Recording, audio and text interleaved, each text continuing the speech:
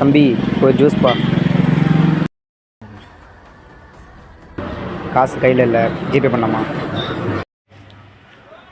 காசு இல்லாமல் என்ன அளவுக்குடா கடைக்கு வர?